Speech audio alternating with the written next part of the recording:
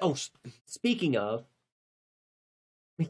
speaking of, um, that's all right. I'm only 1 minute late going live on YouTube. I really don't know what happened last time. It's there's some funny, what's the word for it? Irony is not the right word, but there's a funny coincidence. At the beginning of last stream, I don't know if you all remember, but I was scrambled about the time. Because it was like 7 or 8 minutes late that I started stream, but I started stream, I thought, 15 minutes early so that I could play the 12 and a half, well, I think it was 14 minutes of music that I had planned. But then when I sat down, I realized it was already after 1, and I wasn't out of songs. And the song that we were listening to is Build a Time Machine by Dopapod. And I sat down and I was like, what happened? Is it a time warp or something? And so there was just that funny coincidence. I still don't know what happened. I must have just been looking at the wrong clock or looked at the time wrong, right? Read it wrong. Something happened at the beginning of last stream. But I started a few minutes early today, just in case something happened again, that I'd be able to get going by 1 o'clock. So good. We're good. And everything's going. We're live everywhere. Let me double check and make sure this is connected the way that it's supposed to be, because it still seems like it's having an issue with things. No new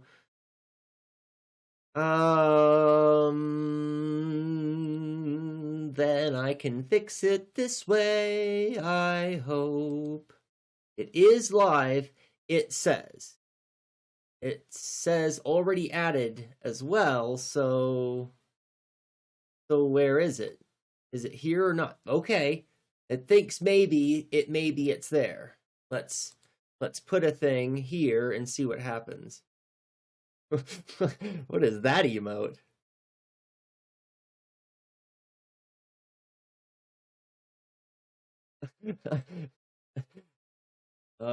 Yeah, okay, good. We're going. Good. Teneko, welcome in, Kaya Matara. It's great to see you. I hope you're doing well. They aren't live yet, but should be shortly. Okay. Good.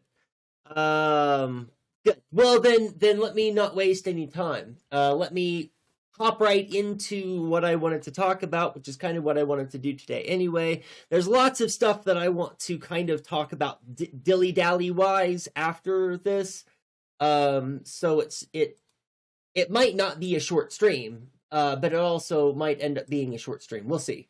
But let me not waste any time then. And hop right on over. So file share, that's the first thing that I need to welcome in, Nova Writer. It's good to see you. File share. I thought that I was going to use Dropbox. Is that what it was? Whatever I said last time. But that it will allow me to share it locally. I misread when I signed up for it. I misread what the service is. I can share it locally with anybody that I want to, which doesn't fucking matter anyway. But I can't give access to other people without upgrading to the paid account. And that's what I'm kind of seeing for a lot of the file share servers that are out there. So the very first thing that I need you all's help with is trying to find a file share service that I can use, that we can use, so that we can work on stuff together.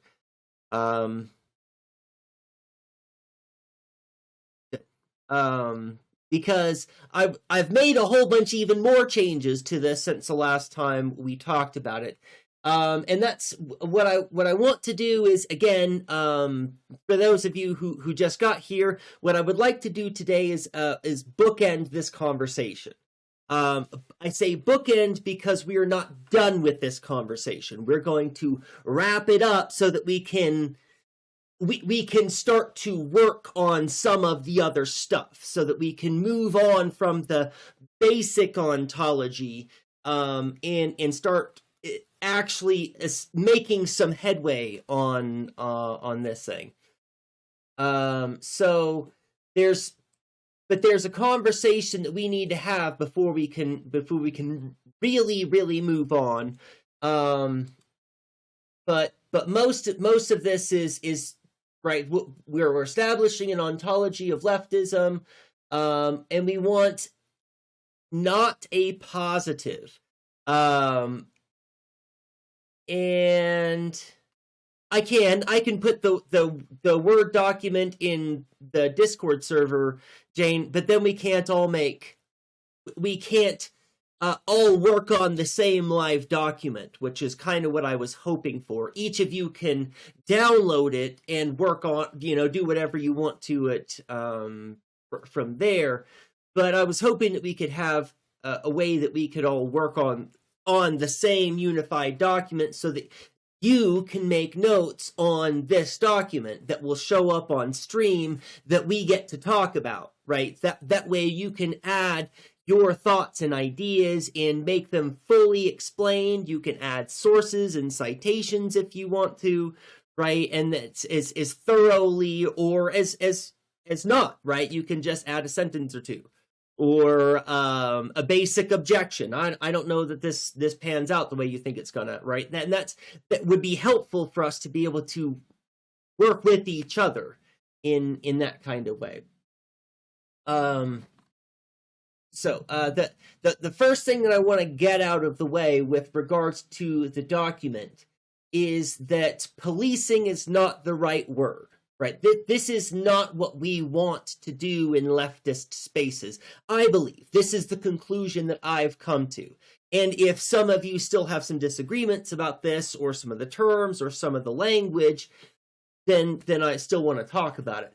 But I think that terming this as a way of holding each other accountable for the establishment of one's authentic identity. Okay, Jane, I get it. I'll see you later. I hope you have a great rest of your day. We'll see you next time. Okay. Anyways, so I think that we can move on from talking about policing each other, because policing isn't the right term, right? It's because policing implies that I have some right, or that there's some authority with which I get to say that you can or cannot do certain kinds of behavior. And we want to move away from that kind of idea to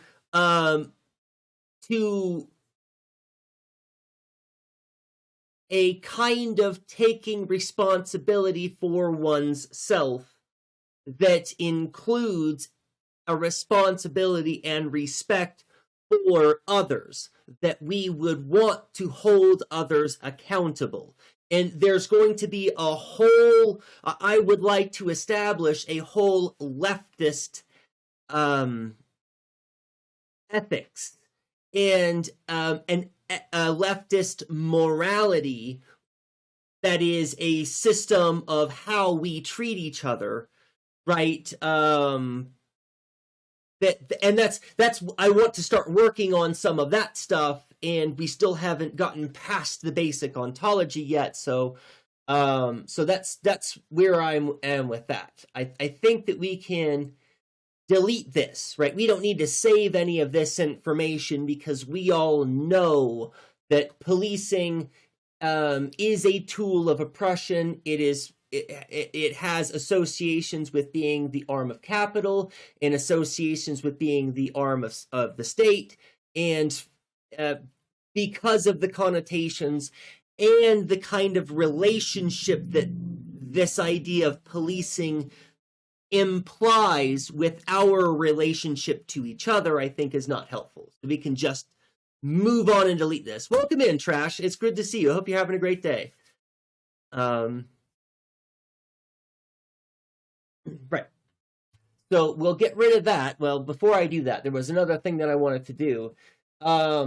Because this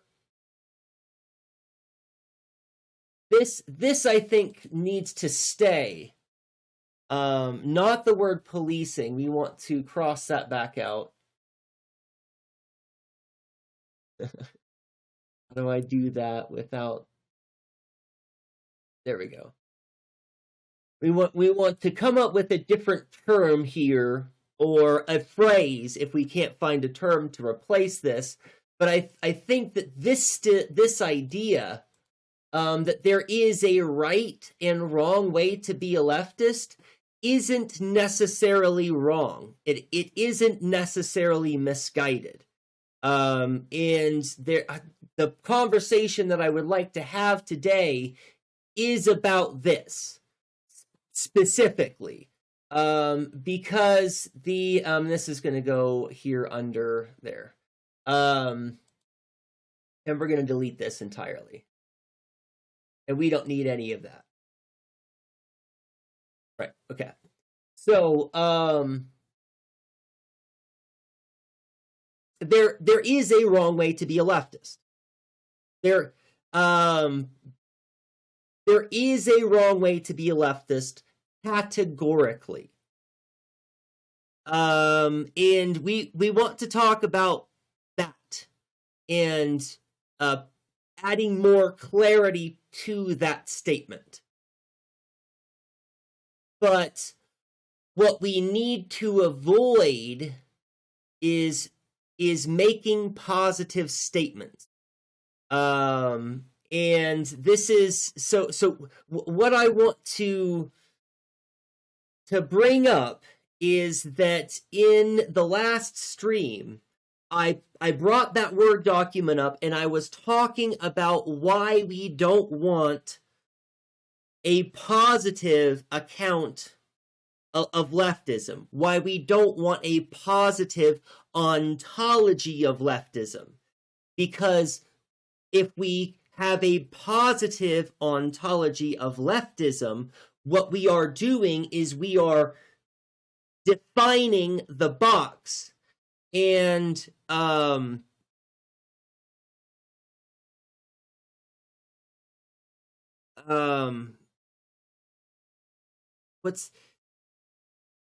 first off, we're making ourselves authorities without justification, right? So for those who are anarchists in the room, that's an unjust hierarchy.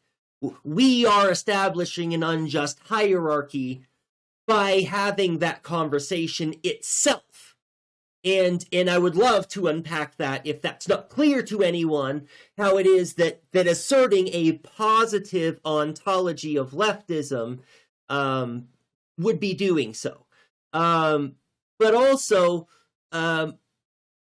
we would not be able to account for all material eventualities. We would be creating an ideology, a dogmatic ideology divorced from the material conditions, right? And as I was explaining the reasons why we ought not pursue a positive account of leftism, several people in chat offered positive accounts of leftism. And rather than stopping and having this conversation then, which is what, looking back, that's what I should have done. Rather than doing that, I just rolled with it, and we talked about those definitions, and I probably seemed like I was very critical of every single positive definition that was put in chat. And I hope I wasn't rude or condescending in any way, but what I was trying to do, I was trying to demonstrate that there are no good positive accounts of leftism, because you can always find counterexamples. You can always poke holes in them. They are always going to be insufficient. They are going to be too limiting, to say the least, right? And they are going to flatten the meaning of what leftism is, in the same way that I was having that conversation last stream and the stream before about memes, or excuse me, about what are they called? Emotes. Brain went empty there for a second. Emotes, right? A Stalin emote is helpful for conveying a massive amount of complex ideas in the right context, in the right space, filled with the right people. But it's also a flattening of ideas that leaves a lot of room for misinterpretation, and in the wrong context can give people very wrong ideas about what you mean and what leftists mean, right? And so there's this kind of flattening that happens to what leftism is, right? What it is a dynamic thing that we live. It's not a thing that we can define, and it's not. And to be clear, let me make sure I'm not missing anything. And right. I don't want any of you to feel like I'm chiding you now for having put positive accounts of or leftist ontologies in the chat. It's a tough habit. It's a tough habit for us. Which is why the next stream that I have, I believe I've already got that planned out, and the title is going to be Positivism, Post-Positivism, and Identity by Negation, because I'm going to talk about identity by negation today. I've talked about it briefly. I don't think I've talked about it enough so far. Recently. So we'll talk about that a little bit today too. Because what we do not want is a positive account of leftism. But that doesn't mean that we can't say things about it. And that doesn't mean that we can't make claims about what a good leftist is, or make claims about what categorically cannot be leftist, right? Which means that we are having a conversation about the right way to be a leftist, right? And that's what we're going to be establishing is that there is a right way to be leftist, and what we want to establish is a kind of framework for evaluating behaviors, so that if we are contemplating whether a certain, go back to the document, because we still haven't been able to talk about these things yet. If we are trying to decide what kind of tactics to employ, or what kind of strategy we should adopt, we should challenge those things against a framework of the right way to be a leftist. Right? We want to establish a kind of framework that we can, what I have in mind is something kind of like a categorical imperative. For those of you who are not familiar, Immanuel Kant has this moral theory called deontology that revolves around being able to plug an action into the categorical imperative. If you can take this action and turn it into a moral maxim that can be universalized into a moral maxim that is always everyone's moral duty to do all of the time, then that act that you have in question is a good act that you can do. If you plug your act into the categorical imperative, and if what it gives you is a paradox, or if it gives you a world that is incoherent, or a world in which we would not want to live, then it's the kind of action that we can't do, right? And so this is a test of pure reason developed by Immanuel Kant to plug any act, supposedly, in theory, right, that we can plug any act into the categorical imperative. It will give us a logical statement which coheres with our considered moral judgments, or it's going to give us a paradox, in which case we can't do that moral action, right? And I think that we can establish that kind of thing about leftism in general.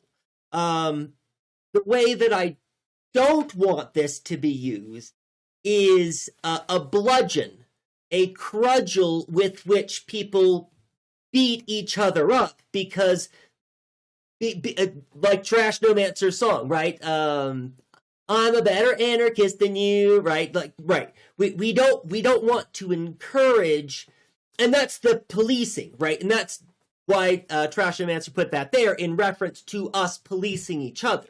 We don't want to encourage that kind of attitude or that kind of hierarchy into the framework, right? Because that's what we would be doing, is nobody would be privileged. And that's why I'm trying to establish some kind of framework that can be used. There will, of course, be limits to the framework, like there are with Kantian deontology. For those of you who are familiar with it, there are lots of limitations. And it's not something that you can employ as your tool for making moral decisions. That won't work. As a moral decision maker, you have to decide things. You can't just let the principles work themselves out for a myriad of reasons that we've talked about a number of times on this stream, right? That it has to do with our relationship as moral agents to each other. So we can we've made those changes. What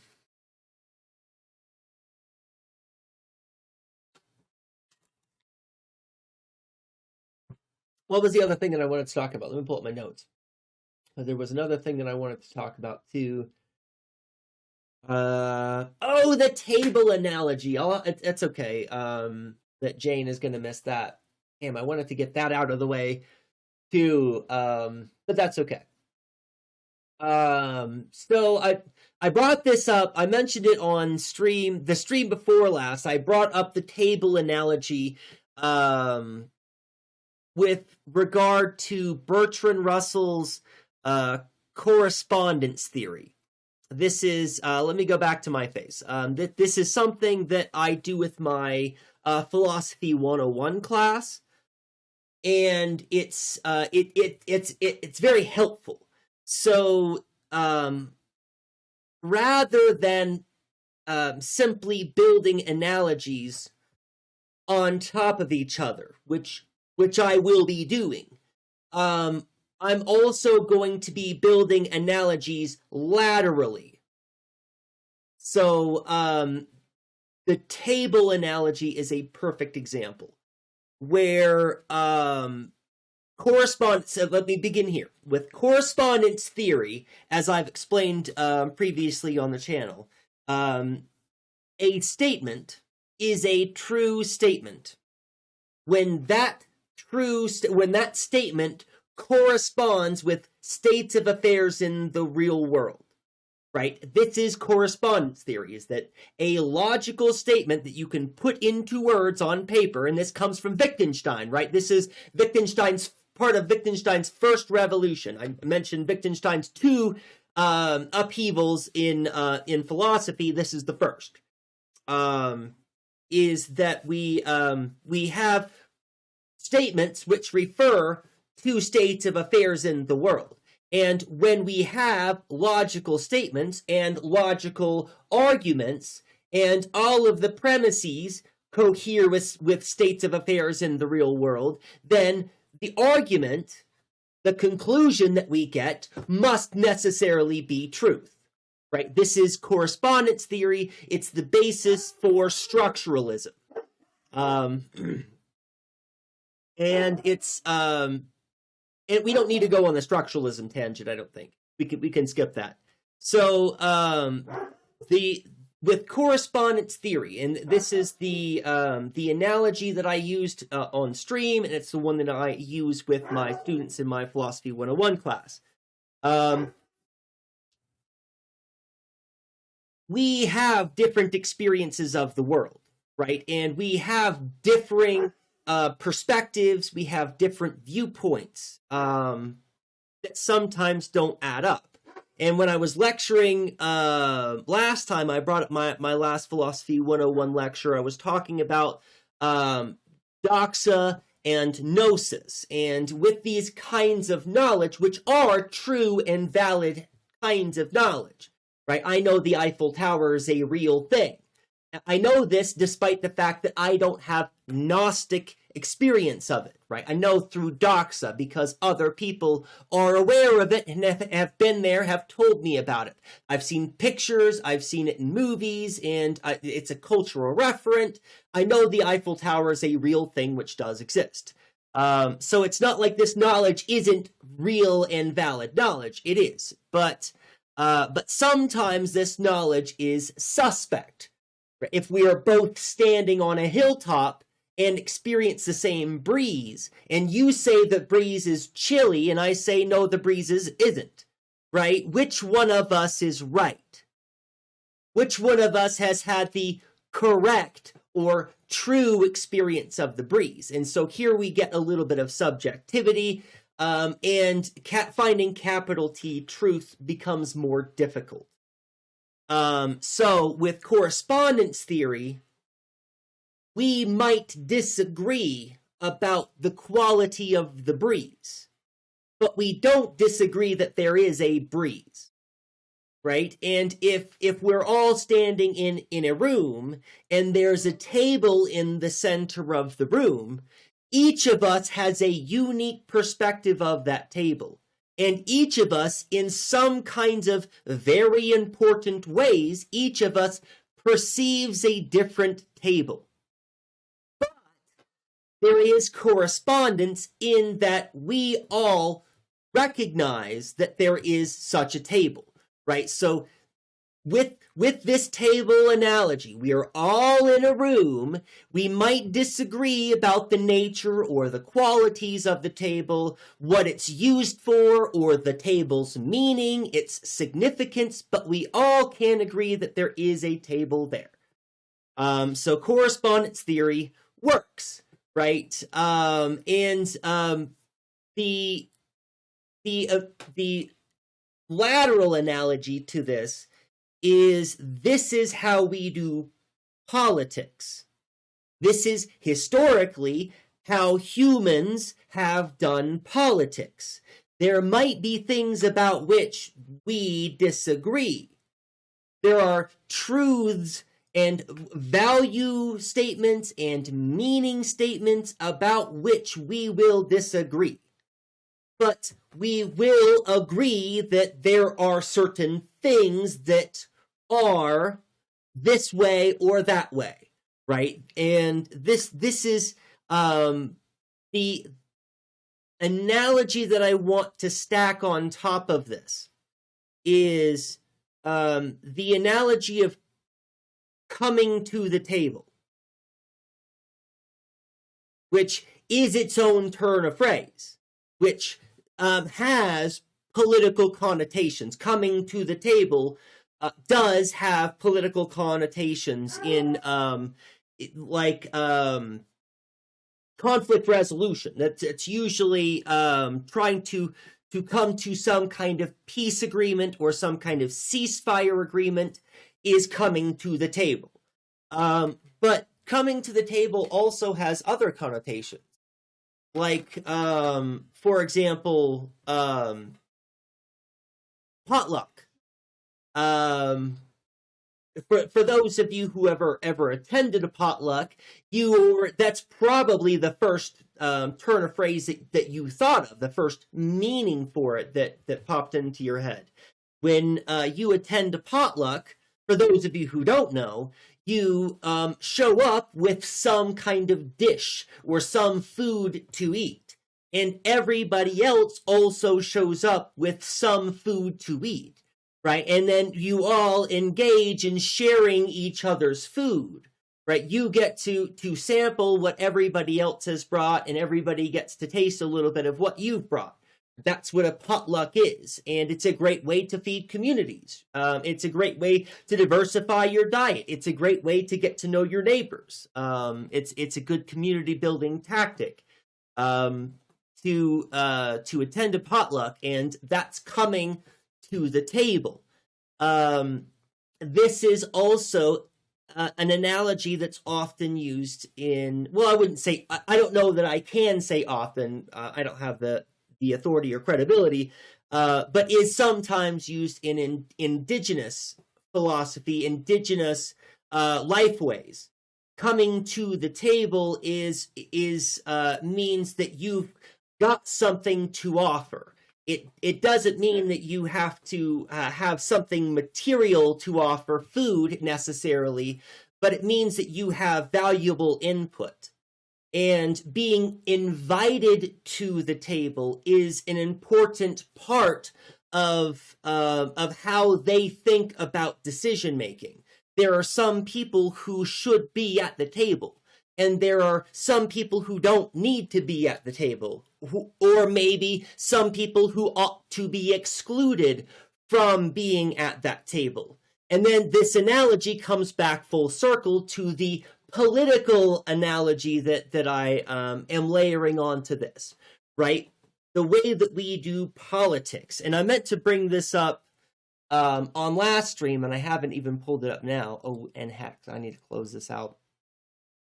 Okay, there's an article from Rebecca Tsotsi that is just a fantastic read. I should probably put it in the Discord if I haven't. I may have already put it in Discord. Reading. Tsotsi.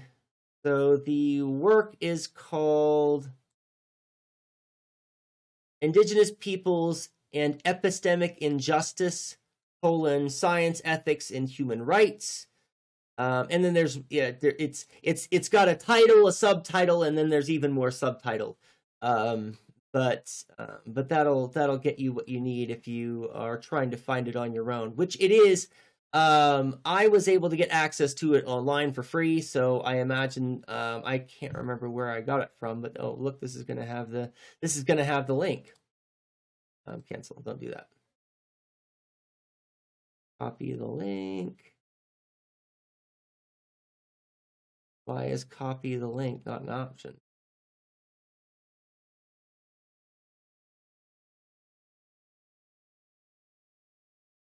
Okay, well, it doesn't matter.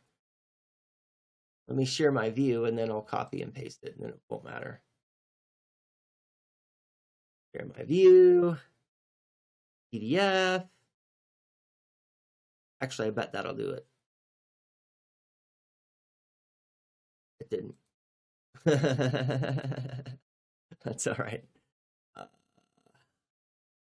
There we go. Good. So, Indigenous Peoples and Epistemic Injustice, Science, Ethics, and Human Rights. So, in this work, one of the things that Rebecca Tsotsi is talking about is the quote-unquote disagreement between Indigenous peoples and science. And the disagreement that Rebecca Tsotsi talks about is one of it's an epistemic problem. And we've talked about episteme, right? What it is that there are different knowledge frameworks, and the knowledge frameworks are incompatible. Right, that might be a good way to summarize this, is that indigenous people understand the world in their own kind of, with their own kind of metaphysics, in their own kind of way that is science, right? And it's a credible kind of science. For those of you who are not familiar with indigenous metaphysics, it's really quite robust. It's heavy with materialism. And very real consequences. It's a good life view, but it doesn't translate well to the kinds of value frameworks that Western societies use to establish rights and justice. So let me put this link in chat finally. What am I talking about?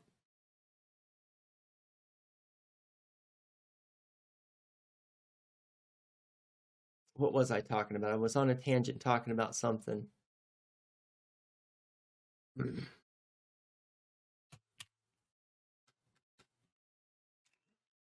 did I bring up the Rebecca Tsotsi?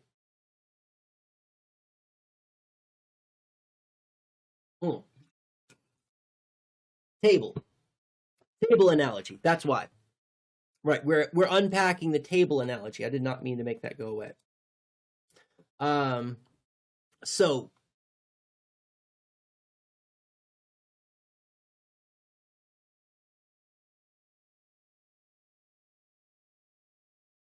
right.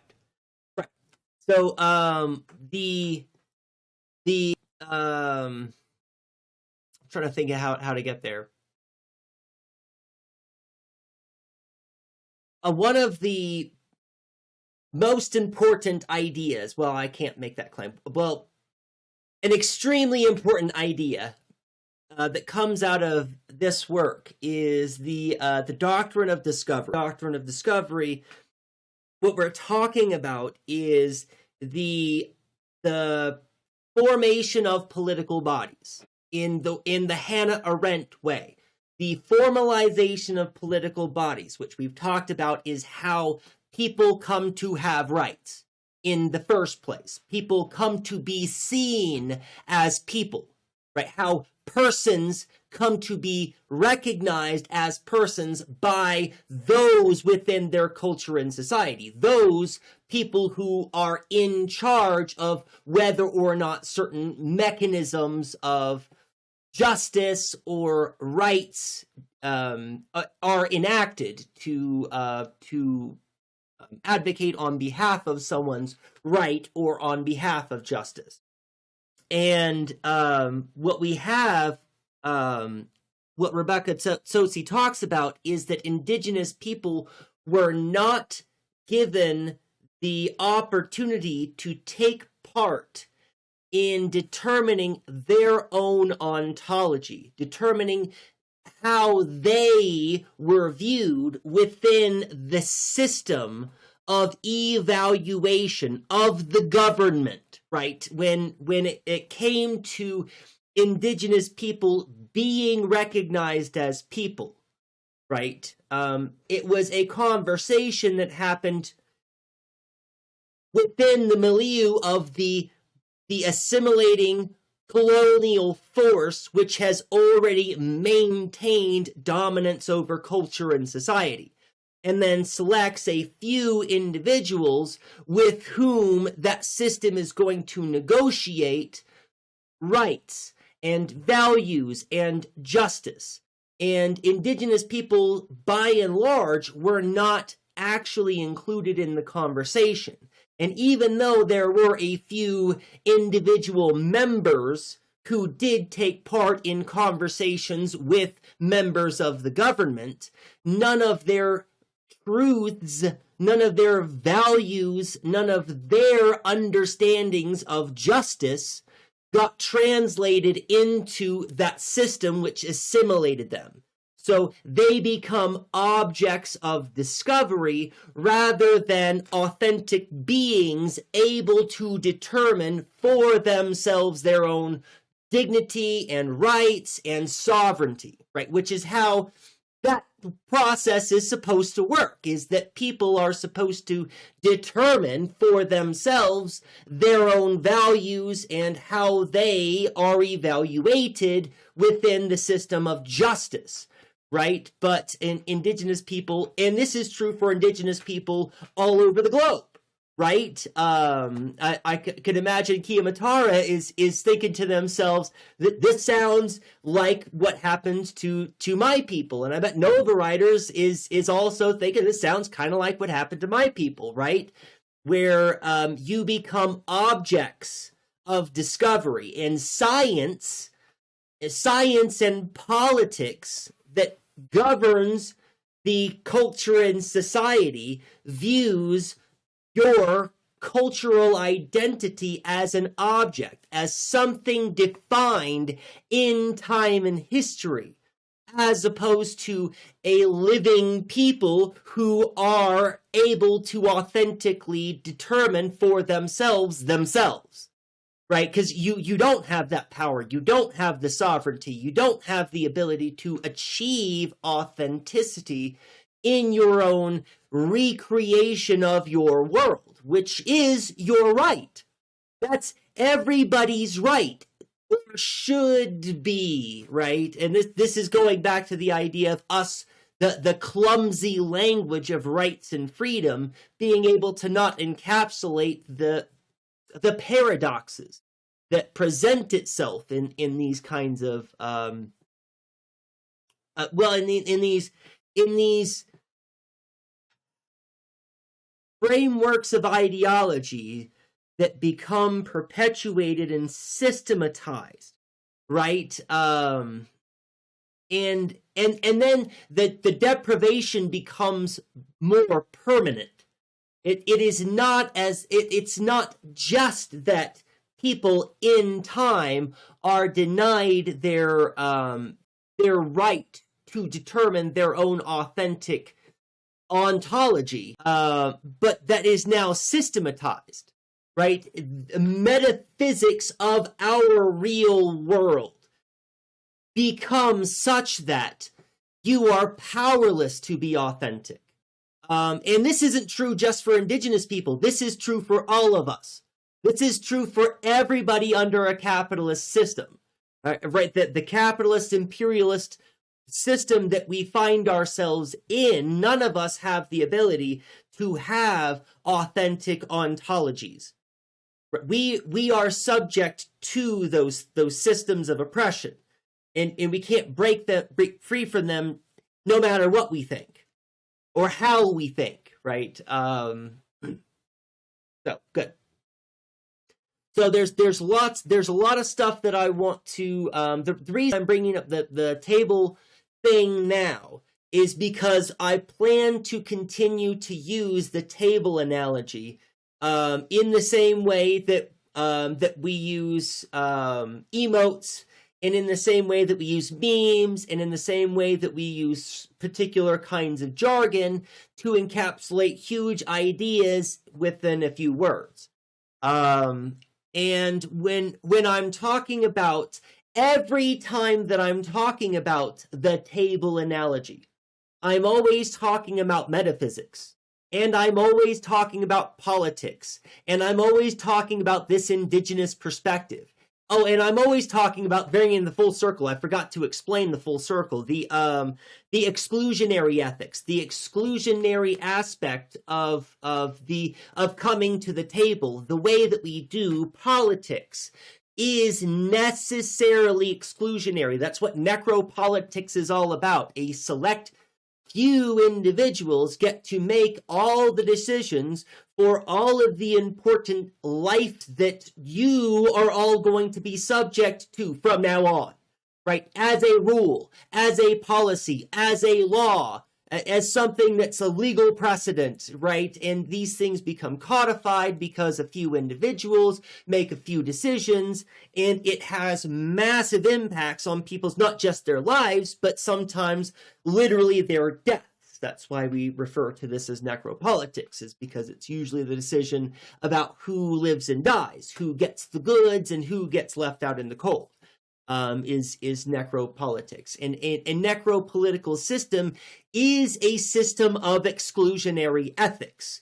It's a system that decides not just who gets to have access to the goods and resources, but who gets to have access to the table, who gets to come around the table to make decisions, right? And this, what Rebecca Sozi argues, is that indigenous people were not invited to the table of determining their own sovereignty, their own rights, their own personhood, their own justice, and it just illustrates this exclusionary ethics. So again, every time I bring up the table analogy, I mean all of the things, all of the time.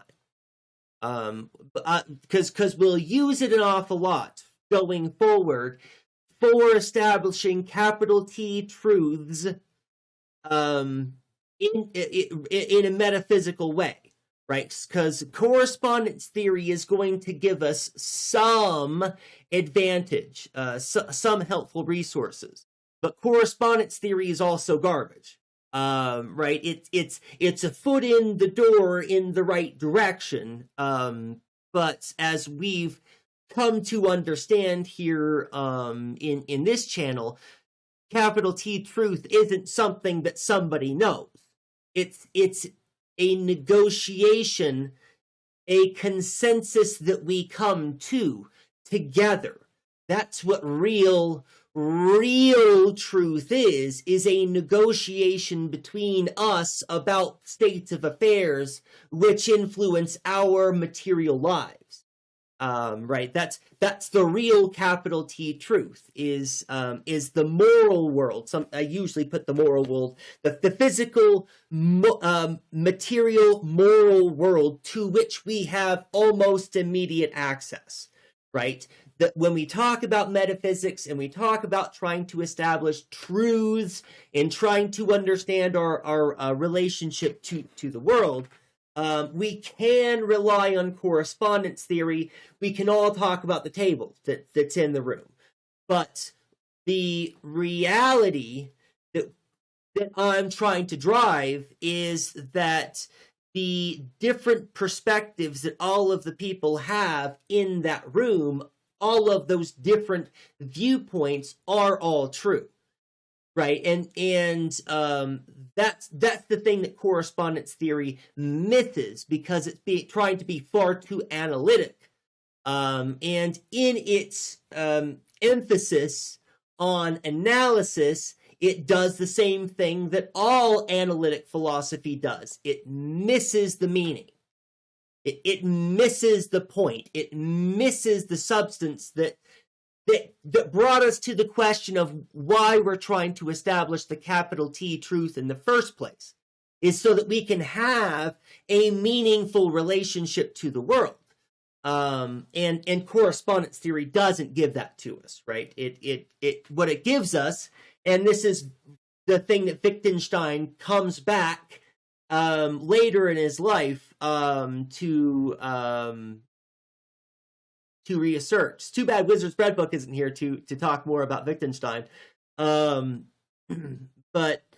when Wittgenstein comes back, what he begins talking about is it rather than correspondent theory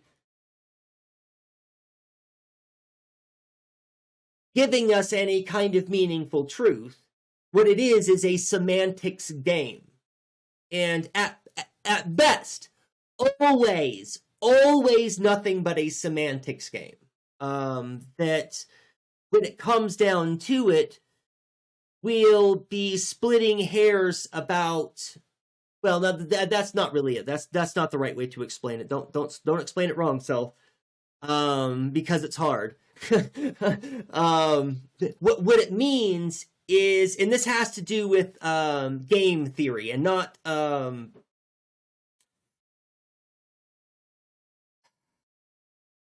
Pascal's game theory. I'm not talking about Pascal's game theory, Pascal's wager. I'm talking about Wittgenstein's game theory, which, and I've talked about this before. If we watch a group of children who are all playing a game, when we watch those children playing the game, we might assume that they are playing a formal game with formal rules, and all of those children know all of those rules. But chances are that's actually not the case.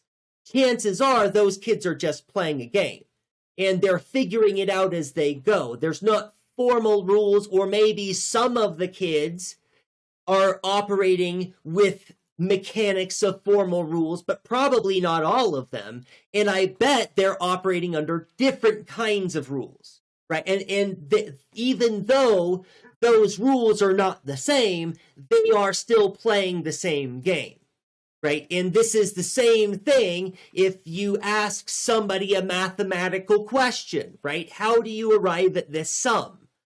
If the sum is 156, there are millions of ways to get there, right?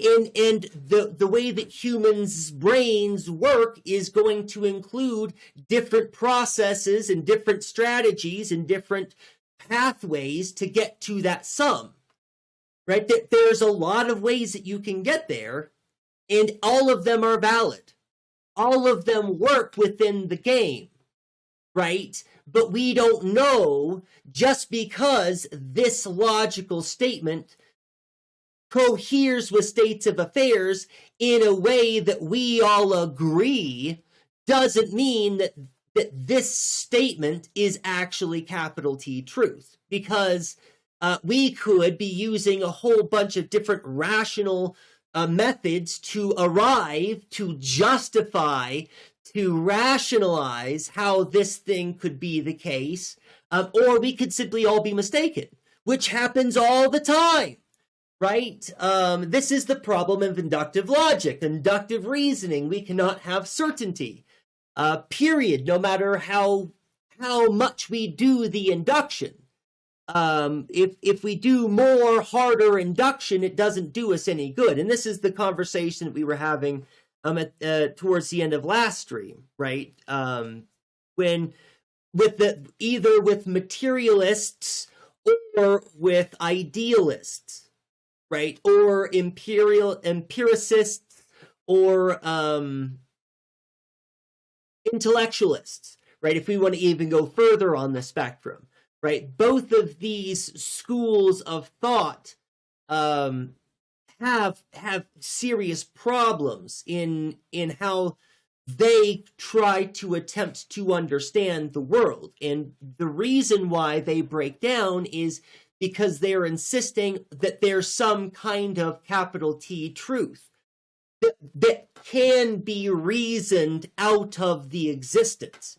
And this process is the process of walking along the Hegelian abyss, right? Finding the things, looking at the things, assessing it for truth, and going, nope, right? Over and over and over. Our skepticism is never going to run out of ways that we can be skeptical about our existence. Materialism isn't going to give us the answers. Intellectualism isn't going to give us the answers for that very, very reason.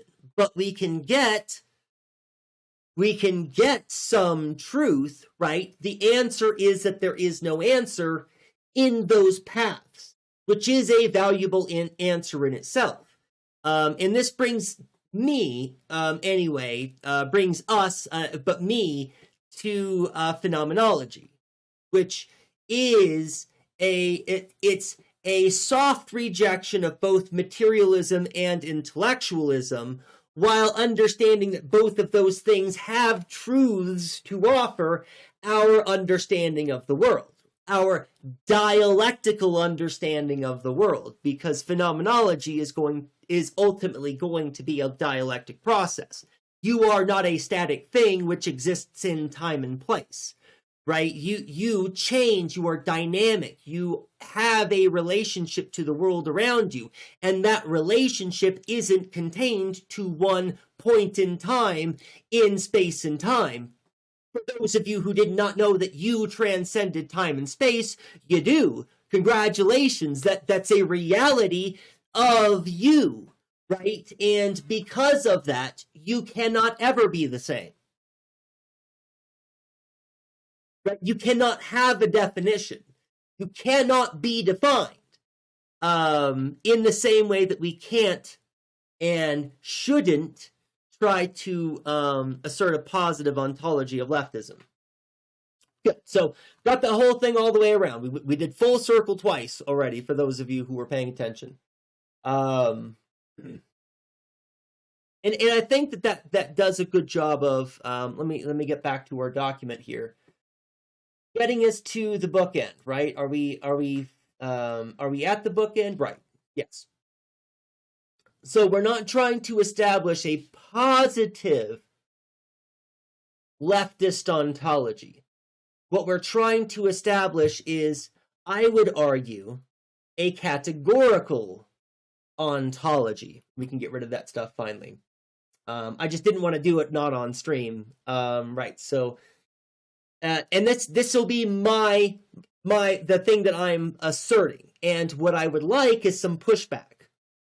What I would like is for you all to evaluate this and try to figure out the ways in which I have gone wrong, the ways in which this is misguided, the ways in which this is going to miss the mark, right? Help me be better and help me make this better.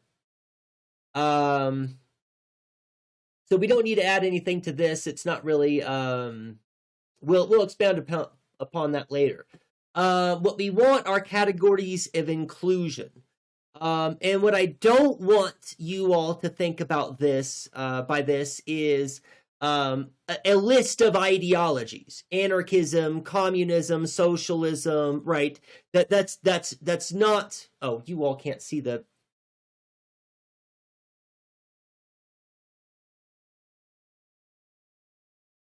There we go. Right. So right. Dagnabbit. Okay. I wanted to do this. I didn't want to just do this. I wanted to do this on stream, and it wasn't even on fucking stream. It's my fault. I'm looking right at the thing. I should have realized that I wasn't looking at the right thing. It doesn't matter. And moving on. Right. So we don't want a positive account of leftist ontology. We don't want a definition, because that will be too limiting. And it will be a box, right, that we are putting ourselves in a privileged position, in a position of authority to establish what is the box, right? And we don't want to do that. What we want is, as I would argue, is to establish a categorical leftist ontology. And we can delete those words. We don't need the cross-throughs anymore. Now we're all caught up. Now I'm on stream doing it with the document on stream that everybody can see finally. Right, and this is the thing, we don't need to touch this now. We'll unpack this later, but this is what I was talking about. Categories of inclusion. What I don't want you all to think about categories of inclusion is a list of ideologies like anarchism, communism, socialism, etc. Categories of inclusion would be for leftism, right? Would be some kind of work proletariat consciousness, right? I hadn't planned to think of any ideas yet, but things that would probably necessarily, right? Because that's what we want to establish, is things that are necessarily going to be included in this list. And I think class consciousness might be a good addition. It might not. I'm already thinking of pushback against that idea, but that might be something that we would consider as a category of inclusion. Is some kind of class consciousness. We probably want some kind of decolonial mindset or decolonized mindset. We probably want to have an anti-imperialist mindset. We probably want to have an anti-authoritarian mindset.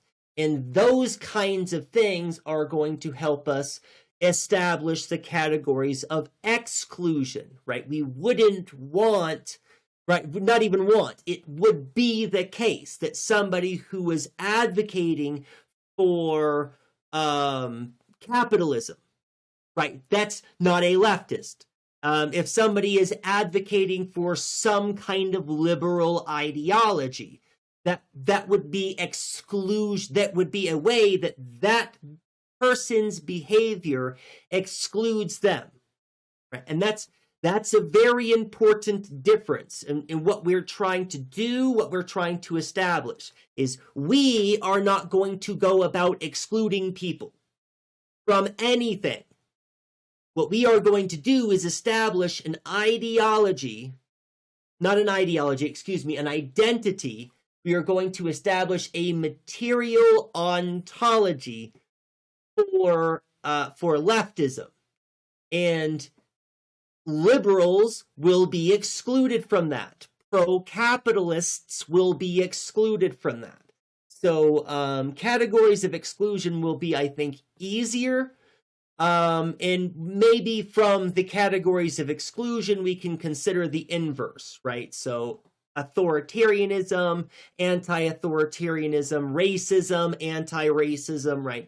We might use that kind of logic to establish these categories. And then as a subcategory, this will be here, as a subcategory, what do we do about this, right? Well, and maybe that's not the right place for this, but we'll add we'll update the outline as we need to. And we'll want to talk about people who maintain paradoxical ideas, or mistakenly call themselves leftists, right? The kind of people who call themselves anarchists when what they mean is they just wish that the state would collapse and everything would be in a state of perpetual chaos, right? Those are not anarchists. Those people call themselves anarchists and might even believe, right? And we'll have to contend with those ideas, and that's going to be where we contend with those ideas. People who are imposters, people who believe that they are and are mistaken, and people who maintain paradoxical ideas in their quote-unquote leftism. And then we'll work on the rest of this later. This bookends what I wanted to do, right? This gets us a pretty good launch pad for establishing some thresholds and some categories, right? And actually getting into the categorical, if that's an approach that we all think is helpful. But we'll decide that after I do that stream where we talk about positivism, post-positivism, and identity by negation, which will probably be the next stream. Cool. So we're over an hour. I was planning to watch that plastic pills video today, but I think I'm going to skip it and just end stream. There's a bunch of stuff that I would like to get done today that I could get done today if I cut stream early. But I will plan to do this. I don't know if it's going to be next. Oh, y'all can't see it. I'm not sure if this will be included on Friday. This is The Age of Hyperfascism by Plastic Pills. It's their most recent one.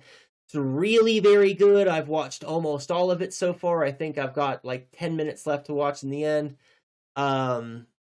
and we will talk about this. It ties in. The plastic pills is always tying in the stuff that we're talking about. It's not ever intentional. It always just works out that way. And it's funny. This video talks about why that is. That it's not a happy coincidence, actually. That there's an explanation for that, and we'll talk about it. We'll talk about that.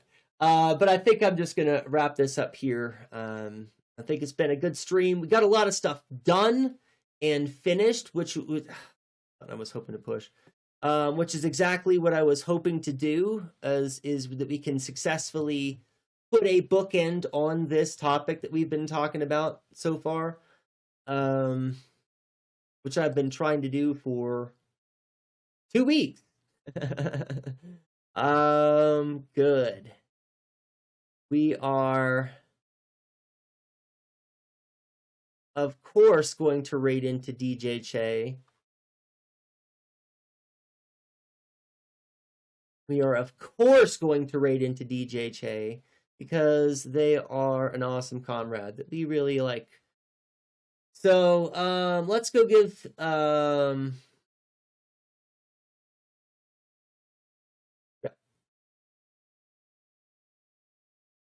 cool. Let's go give them some love and affection, and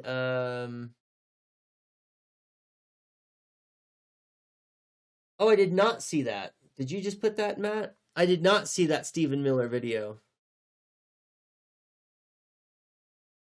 Was that from today? Probably. I'll check that out.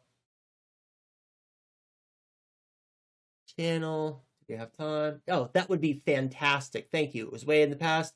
Oh, yeah, no, that him is on the bus, right? He's yes, I've seen that video. That's coming back out.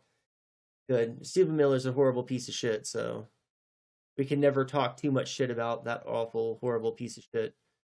How much time do I have? Seconds. Okay, cool. Thank you very much, Matt. I really appreciate it. And thank you everybody who was here. And thank you for all the love and support that you always give me. I'm out of time now, so until the next time I see you, be excellent to each other.